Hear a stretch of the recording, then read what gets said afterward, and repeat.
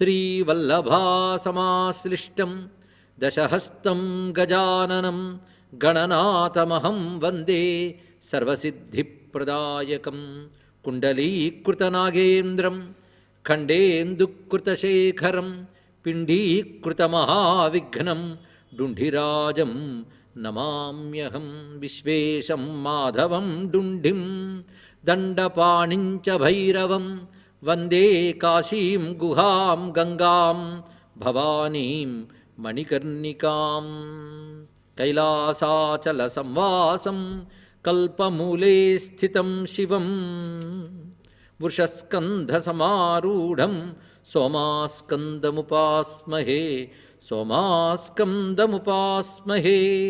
చిన్మయ జ్యోతిర్మయలింగం చిన్మయ జ్యోతిర్మయలింగం చింతయామి విశ్వేశ్వరలింగం చింతయామి విశ్వేశ్వరలింగం చిన్మయ జ్యోతిర్మయలింగం చింతయామి విశ్వేశ్వరలింగం చిన్మయ జ్యోతిర్మయలింగం చిన్మయ జ్యోతిర్మయలింగం.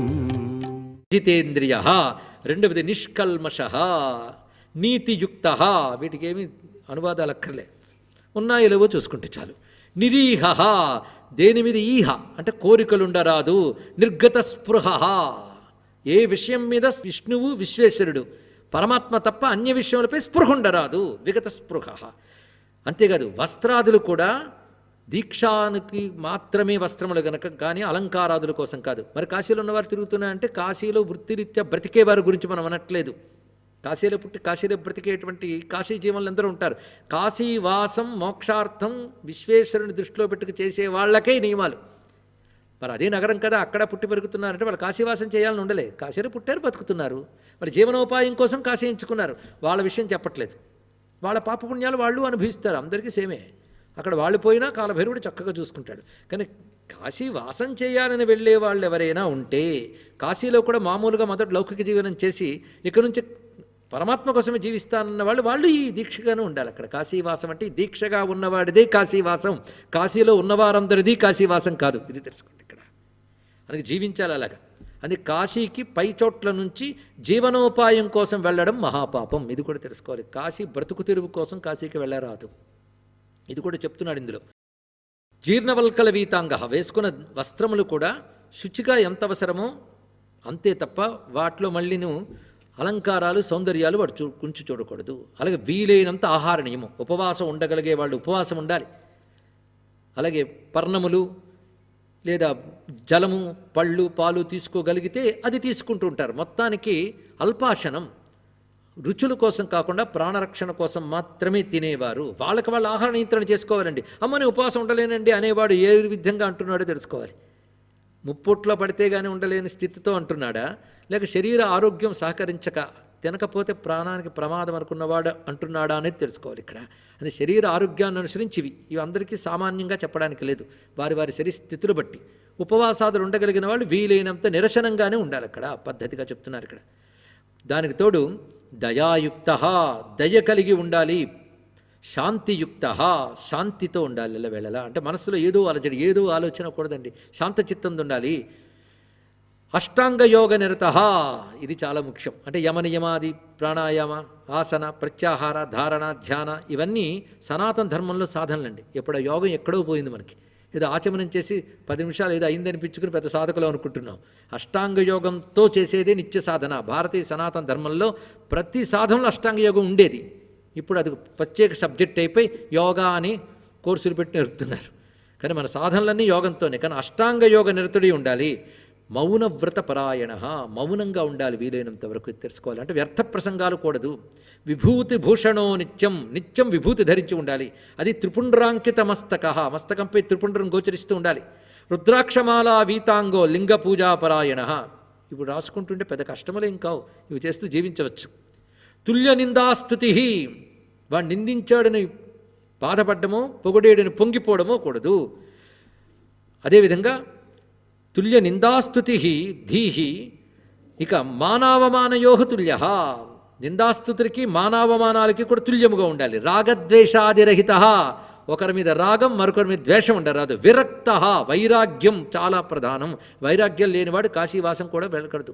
అక్కడ కూర్చుని అల్లవాడు చూశారు ఇల్లు చేశాడు, ఇల్లు వీడు చూశారు ఇలా చేశాడు, అల్లవాడు శాస్త్ర ప్రకారం వెళ్ళట్లేదు చూసావా, మేము శాస్త్ర ప్రకారం వెళుతున్నాం చూసావా, ఇలాంటి వాడు కాశీవాసం మానేసి వాళ్ళ ఇంట్లో వాడు కూర్చోవడం చాలా మంచిది. ఇక్కడ కాశీలో ఉంటే మాత్రమే నియమములు. విరక్తో విగత స్పృహ. అలాగే అగ్నిహోత్రాదులు ఉన్నవాళ్ళు ఆ పనులు చేసుకోవచ్చు. పంచాగ్ని సేవా నిరతో నిత్యం యాత్రారతో అనిశం. కాశీలో ఉన్నవాడు నిత్యం యాత్రారతుడిగా ఉండాలి. యాత్రారతుడు అంటే కాశీలో దివ్యధామములను దర్శిస్తూ దివ్యతీర్థాల్లో స్నానం చేస్తూ తిరగాలి. అది కాశీయాత్ర అంటే. నిత్యాంతర్గృహ యాత్రాయాం, కాశీలో ఉన్నవాడు నిత్య అంతర్గృహ యాత్ర చేయాలి. నియతో దృఢ విగ్రహ, పంచాక్షర జపాసక్త, నిరంతర పంచాక్షర జపరాయుండవి ఉండాలి. పక్షే పక్షే యథావిధి పంచక్రోశస్య యాత్రాయాం, పంచక్రోశ యాత్ర అనుంది, అది పక్షానికి చేయాలి. నియత సత్యమానస, ఎప్పుడు నియమబద్ధంగా ఉంటూ సత్యవ్రత, సత్యపరో, నిత్యం మత్పూజనే రత, మద్భక్తజన సంసేవి. అలాగే శివభక్తులతో సాంగత్యం కాశీలో చాలా గొప్పది. అందుకే పెద్దలు చెప్తారు, అసారమైన సంసారంలో సారవస్తువు 4 అసారే ఖలు సంసారే సారమేత చతుష్టయం. కాశీవాస, సతాం సంగ, గంగాంభ, శివపూజనం. 4. కాశీవాసం, సత్పురుషులతో సాంగత్యం, గంగా స్నానం, శివపూజనం. ఈ 4. అలాగే శైవశాస్త్రతో నిత్యం కాశీలో ఉన్నవాడు శైవశాస్త్రాలను అధ్యయనం చేస్తూ దాని యందు ప్రీతి కలిగి అవి పాటిస్తూ ఉండాలి. మద్భక్తజన సంసేవి, మల్లింగైకార్చన ప్రియ, శివలింగార్చన ప్రియుడు. పూజించుకోవాలంటే కోట్ల లింగాలు ఉన్నాయి. ఎక్కడ కూర్చున్నా గంగ దగ్గర పెట్టుకుని స్వామి యొక్క పూజాద్రవ్యాల దగ్గర పెట్టుకుని హాయిగా పూజించుకోవచ్చు. ధూపం దీపం పళ్ళు పెట్టుకుని పూజించుకోవచ్చు. ఏ లింగాన్ని పూజించినా ఏ దివ్యం వస్తుందో తెలియదు. అన్ని అద్భుత లింగాలు ఉన్నాయి అక్కడ. శైవశాస్త్రతుడై శైవవ్రతములు ఏవైతే చెప్పబడ్డాయో వాటిని ఆచరించాలి. శైవవ్రతరత సదా కాశీవాసాయ ముఖ్యోయం మధ్యమో యుచ్యతే జన. ఇవి చాలా ప్రధానమైనటువంటి సుమ. అదేవిధంగా శివునికి నివేదించకుండా కణము కూడా తినరాదు. దీనికి ఒక కథ చెప్తారు. శివుడికి నివేదించకుండా తిన్నవాడికి కూడా కాలభైరవుడు ఎలా శిక్షించాడో పెద్ద కథ ఉంది. శిక్షించడం తెలుసుకుంటే చాలు, ఇంకెందుకు, సారం గ్రహిస్తే చాలు కదా. నిర్మమో నిరహంకార, నిరహంకారుడిగా నిర్మమ, నాది నేను అనేటువంటి భావాల్ని లేవనివ్వకుండా వస్తూ ఉంటే నిగ్రహించుకోవాలి. ఇక్కడ ముఖ్యమైన మాట త్యక్త బంధు నిరాకుల. బంధువుల గురించి ఇక్కడ ఆలోచించకూడదు. అందుకే అది ఇక్కడ పట్టుకుని వెళ్ళి ఎలాగో ఉన్నాం కాశీలోని, ఇక్కడ నేను కాశీలో చూస్తున్నాను, కావాలంటే నువ్వు చూడు, కావాలంటే ఫోటో పెట్టి చూపిస్తున్నా అని వాట్సాప్లో స్కైపుల్లో ఒక్కొక్కడు చూపిస్తూ తిరుగుతుంటారే, వాళ్ళకి కాశీవాసం ఎందుకండి, అక్కడే వీళ్ళు గౌరవించవచ్చుగా, కాశీ ఎందుకు. అందుకే ఇక్కడ గట్టిగా చెప్తున్నాడు ఏంటంటే త్యక్త బంధు నిరాకుల. ఎందుకంటే కాశీ ఏది ఇస్తుందో దానికి నువ్వు అనుకున్న ఒక్కడు రాడు, తెలుసుకో. నరకాలకి పుణ్యాలకి వీళ్ళ వల్ల వచ్చుకుని మోసుకుని వెళ్తుంటావు, మళ్ళీ వాటి వల్ల వీళ్ళతోనే తిరుగుతుంటావు. కాశీ మళ్ళీ వెనక్కి రానివ్వదు కదా, ముక్తినిస్తుందిగా. కనుక ఒంటరిగా చేసే ప్రయాణానికి ఒంటరితనం అలవాటు చేసుకో, ఏకాంతం అలవాటు చేసుకో.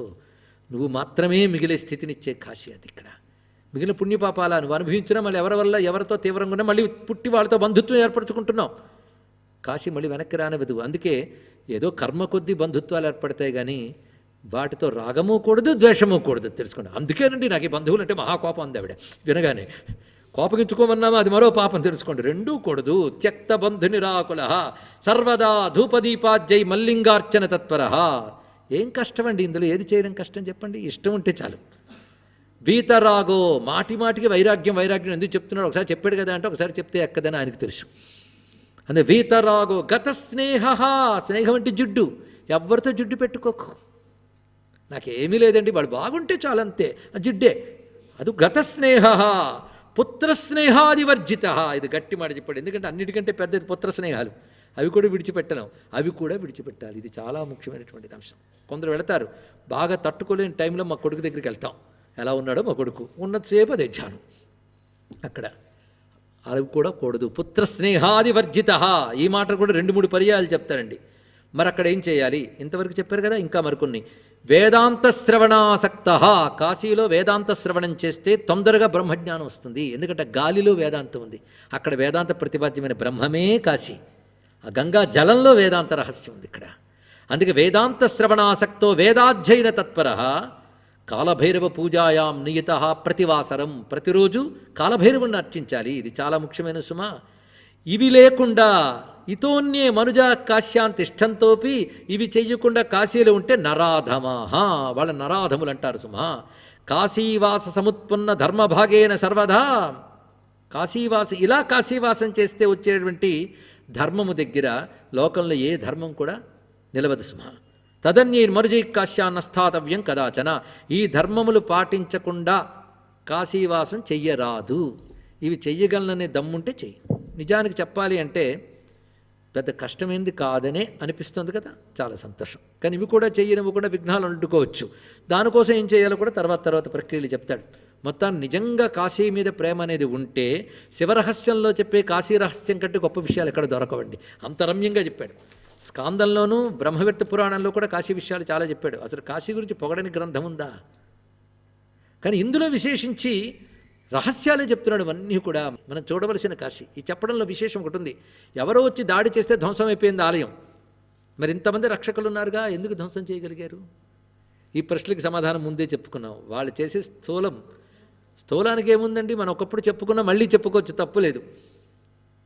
ఎలక్ట్రికల్ హోల్డర్స్ ఉంటాయి, బల్బు తెచ్చి పెట్టాం, ఒకడు వచ్చి బల్బు పగలగొట్టాడు, మళ్ళీ తెచ్చి బల్బు పెట్టుకుంటాం, అంతే. కానీ అక్కడ ఉన్న విద్యుత్ శక్తిని తీయలేరు, తెలుసుకోండి ఇక్కడ. కనుక కేంద్రముల క్షేత్రం.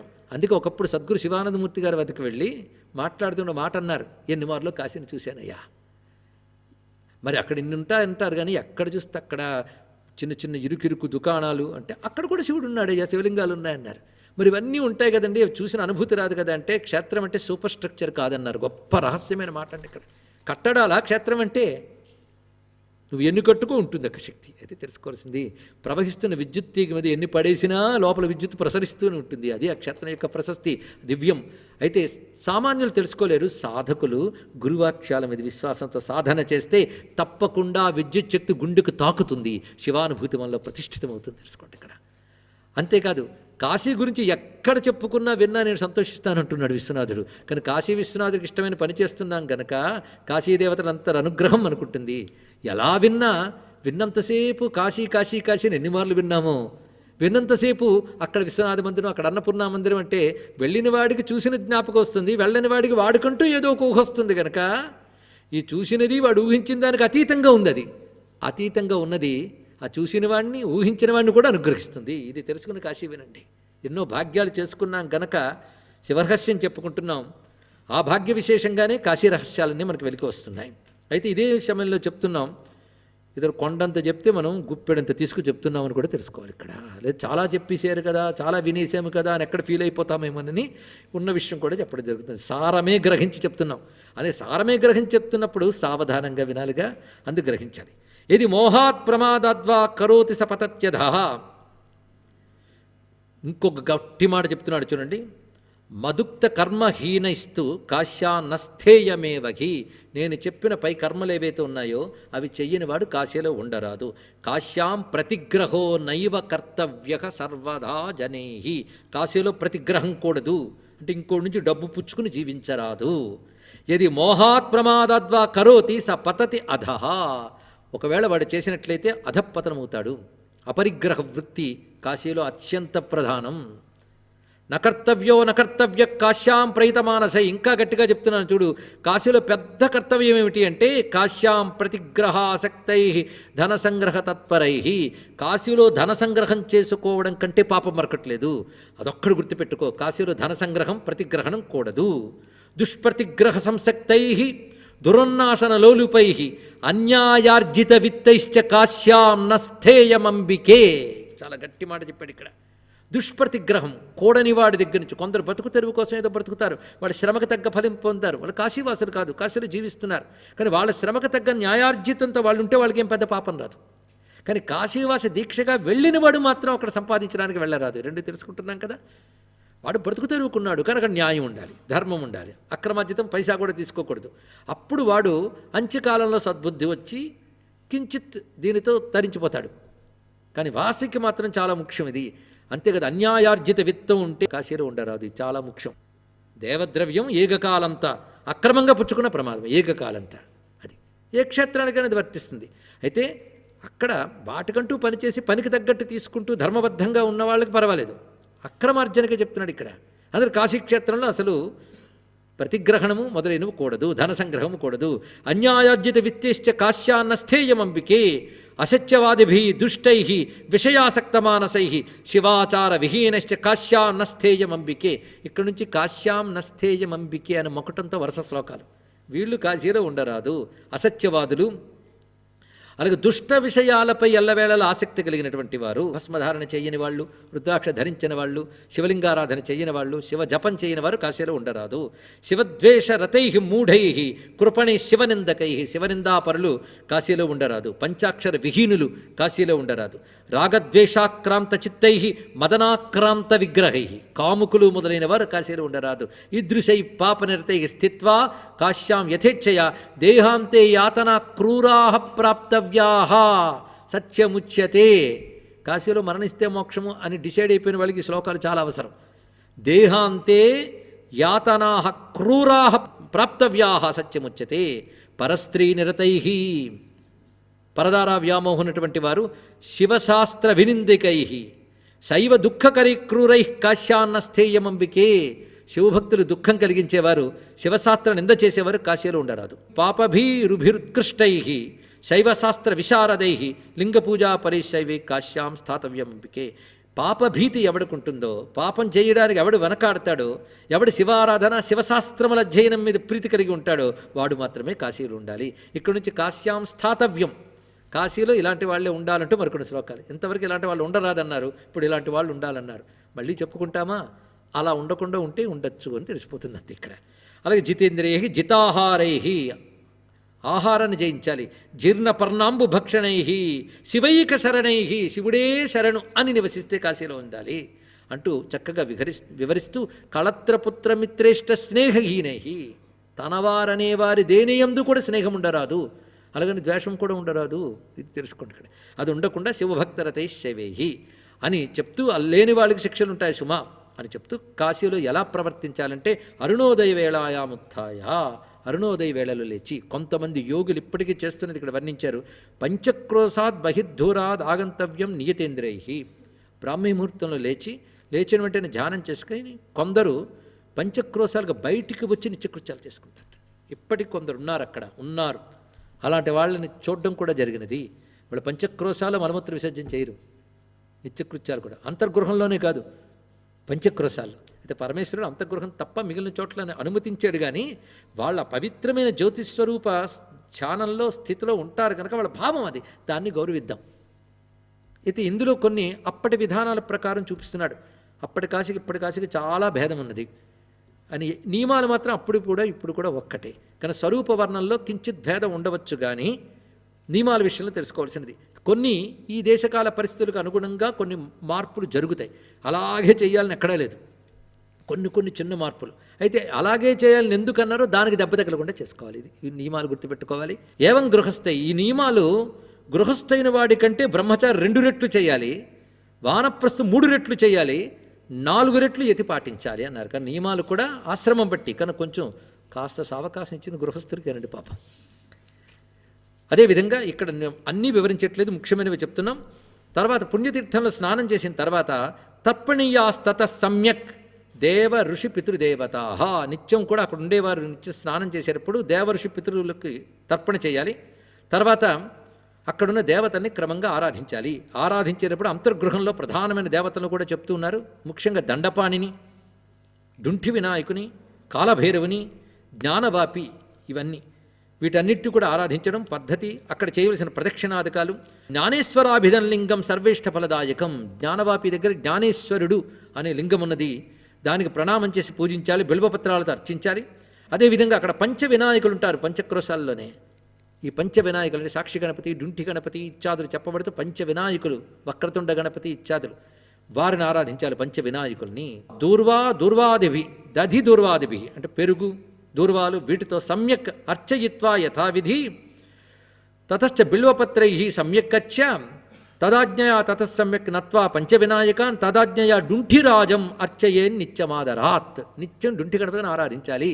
ఇవి వినేటప్పుడు మనం ఆయన ఆరాధిస్తున్న భావన తెచ్చుకోండి. నిజంగా కాశీయాత్ర చేసిన ఫలితం లభిస్తుంది. స్మరణ మాత్రం చేతనే సిద్ధినివ్వగలిగింది కదా. ప్రదక్షిణాధికం కృత్వా డుంఢీసంతం ప్రణమ్యచ. డుంఢి గణపతికి ఎక్కువ ప్రాధాన్యం ఇచ్చారు. ఎందుకంటే 56 గణపతుల్లో గట్టివాడు ఆయన యువరాజు. తదాజ్ఞా సమవాప్యాత పునర్నత్వా గణేశ్వరం తతో మత్పూజనార్థాయ. అప్పుడు నన్ను పూజించడానికి రావాలి. నన్ను అంటే విశ్వనాథ జ్యోతిర్లింగాన్ని వచ్చి ఆ ద్రవ్యములు తీసుకొచ్చి కృతాంజలితో నా మంత్రం అంటూ పఠేన్ మంత్రం మమ పునఃపునః ప్రణమ్యేశం తమీశానం మమ తం అవ్యయం శివ అనంత మహాదేవ సోమార్ధకృతశేఖర యథాశక్తి మయా పూజ క్రియతే భక్తవత్సల అని పూజించాలి ఆయన్ని. ఆయన్ని పూజించాల్సిన విధానం ముందుగా అక్కడ నందీశ్వరుణ్ణి అంటే వృషభనాయకుణ్ణి, అదేవిధంగా అక్కడ ఉన్న ద్వారపాలకుల్ని కూడా అర్చించి అజరుడు, నిత్యుడు, సర్వజ్ఞుడు, సర్వతోముఖుడు, లింగరూపముగా ఉన్నటువంటి విశ్వనాథుని అర్చన చేయాలి. ఈ విధంగా నన్ను అర్చించేసి ఆ తర్వాత అక్కడ ఉన్నటువంటి అంతర్గృహంలో మరికొన్ని ముఖ్యమైనవి ఎన్నో చెప్తున్నారు. అంతర్గృహంలోనే మనకు కాలభైరవుడు వీరందరూ వస్తారు. అలాగే వీరేశ్వరుడు, పశుపతీశ్వరుడు మొదలైన దివ్యలింగములు ఉన్నాయి అంతర్గృహంలో. అవి చాలా విశేషమైనటువంటిది. వీరేశ్వర సమీపిస్తే వీరతీర్థే పునఃశుభే స్నానం కృత్వా. వీరేశ్వర సమీపంలో వీరతీర్థం ఉంటుంది, అందులో స్నానం చేసి వీరేశ్వరుని అర్చించాలి. అలాగే పశుపతీశ్వరుడు ఉన్నాడు. ఆ పశుపతీశ్వరుని సేవించి ఆయన్ని ఆరాధించడమే కాకుండా అక్కడున్న పాశుపత తీర్థంలో స్నానం చేసి పశుపతిని ఆరాధించాలి. అలాగే వివిధములైన ఈశ్వరులు అక్కడ ఉన్నారు. అందులో అగ్నిధ్రేశ్వరుడు, వీళ్ళ పేర్లు విన్నా ధన్యులమవుతా ఉండి. అగ్నిధ్రేశ్వరుడు, ఇప్పుడు చాలామంది అక్కడ అగ్నీశ్వరుడు అని పేరుతో అంటుంటారు, కానీ అగ్నిధ్రేశ్వర పూజాయాం అటు తర్వాత పూజించడానికి అన్నపూర్ణ పూజనార్థం గచ్చేదర్ఘ్యం ప్రగృహ్యచ. అర్ఘ్యములంటే పూజా ద్రవ్యములు తీసుకుని అన్నపూర్ణ మందిరానికి వెళ్ళాలి. ఎందుకంటే అన్నపూర్ణాం అన్నదాత్రీం మమైవ అర్ధాంగభాగినీం, నా అర్ధాంగి అంటే నా అర్ధభాగమైనటువంటి ఆ అన్నపూర్ణను సేవించాలని విశ్వనాథుడు చెప్తున్నాడు. ఎవరితో? అన్నపూర్ణంతో. సర్వ సౌభాగ్యదాం నిత్యాం స్వాభీష్టఫలదాయిని. ఆవిడ సర్వ సౌభాగ్యదాయిని, స్వాభీష్టఫలదాయిని. గంధై పుష్పైస్తదా ధూపైర్దీపైశ్చ వివిధై పరై నైవేద్యే రచయేద్దేవీం నానాపూజోపహారకై ప్రదక్షిణ నమస్కారం. ఇవన్నీ ఆ తల్లికి ఆచరించి అటు తర్వాత తానున్న వాసానికి వచ్చి అక్కడ చేయాల్సిన విధానాలన్నీ పాటిస్తుండాలి. ఈ విధంగా కాశీలో మసలుతూ ఉండాలి సుమా. నిత్య శివార్చన చేస్తూ అక్కడున్న క్షేత్రమును దర్శిస్తూ వాటిని ఆరాధిస్తూ జీవించాలి. అయితే దుఃఖం కలుగుతోందని కాశీలో ఎప్పుడు అనుకోరాదు. కష్టం కలిగిన సహించడం నేర్చుకోవాలి. సహనం లేని వాడికి క్షేత్రం ఎందుకయ్యా? అంతేకాదు కాశీలో జీవిస్తున్నది సుఖం కోసం కాదని తెలుసుకో. అలాగని దుఃఖం కోసం కూడా కాదు, అంటే భోగం కోసం జీవించుకు. సుఖార్థం కామభోగార్థం కాశ్యాం నస్థీయతే జన. ఇలాంటి వాక్యాలు గుర్తుపెట్టుకోవాలండి. సుఖార్థం కామభోగార్థం కాశ్యాం నస్థీయతే జన. సుఖం కోసం కామభోగాల కోసం కాశీలో ఉండరాదు. కింటు మోక్షార్థమేవాత్ర స్థీయతే మోక్షకాంక్షిభి. ఇంకా గట్టిగా చెప్తాడు, మోక్షం కూడా కోరుకోకుండా నన్ను ఆరాధించడమే ప్రీతిగా చేస్తూ ఉంటే చాలు వాడు తరిస్తాడని చెప్తాడు. మోక్షకాంక్ష కూడా లేనంత ప్రేమ ఉండాలండి శివునిపై. అది ఉంటే ఇంకా గొప్పది. వీటిలో తేడా చేసేవనుకో అతి క్రూరుడు కృపాహీనుడైన కాలభైరవుడు ఊరుకోడు. అతి క్రూర మహాకాయ కల్పాంత దహనోపమ భైరవాయ నమస్తుభ్యం అనుజ్ఞాన్ దాతుమర్హసి అని ఆరాధన చేస్తాం కదా అర్చనలకి. అతి క్రూరుడు. అతి క్రూరుడు అంటే అర్థం ఏంటి? శిక్షలు వేయడంలో మినహాయింపు ఉండదు అంటే సమదృష్టి కలవాడని అర్థం. అంతేగాని కృపాకరం అని కూడా ఆయనకి పేరుందండి. అలానే ప్రార్థిద్దాన్ని నిలబెళ్ళలా. కాలభైరవ పర్యంతం కస్ సమాయాంతి పాపిన. అసలు పాపాత్మను కాలభైరవుడి దాకా వెళతారా అని బంట్లు చూసేస్తారు వాళ్ళ పని అన్నాడు. కాలభైరవ భృత్యానాం సంఖ్యాకర్తం న శక్యతే. కాలభైరవ భృత్యుల సంఖ్య ఎవరు చెప్పలేరు సుమా, అంతమంది ఉన్నారు. ఇది తెలుసుకుని జాగ్రత్తగా అక్కడ ఉండాలి. కథం త్వయా కృతం. అంతేకాదు కాశీలో ఉన్నటువంటి వారు శివనిందాదులు చెయ్యరాదు ఇత్యాది విషయాలను కూడా చక్కగా బోధించి రమ్యమైన ఒక వృత్తాంతాన్ని ప్రారంభిస్తూ వివరిస్తున్నారు. ఆ దివ్యమైన కాశీక్షేత్రంలో భవ్యమైన జ్ఞానవాపి ఉన్నది. ఇది చాలా గొప్పది. అక్కడ నేను ఒక రూపంతో ఉంటాను సమా, స్థూల రూపంలో లింగం కాదు. జ్ఞానవాపిలో శివుడు ఎలా ఉంటాడు ఇప్పటికీ అలాగే ఉంటాడు ఆయన. మనకు వెళితే కనబడుతుంది, నీరే కనబడుతుంది. కానీ శాస్త్ర సహాయంతో అక్కడ ఆయన ఒక్కసారి ధ్యానించమన్నాడు. ఆ జ్ఞానవాపి ఒకప్పుడు దేవతారూపం ధరించి పరమేశ్వరుని దర్శించింది. ఆ దర్శించినప్పుడు శివుడు అక్కడ ఎలా ఉన్నాడు, అసలు జ్ఞానవాపి ఎలా వచ్చింది, ఈ కథ వింటే చాలు ఆ జ్ఞానవాపి అధిదేవత ఫలం జ్ఞానేశ్వరుని అనుగ్రహం లభిస్తుంది అంటున్నాడు శివుడు పార్వతీదేవితో.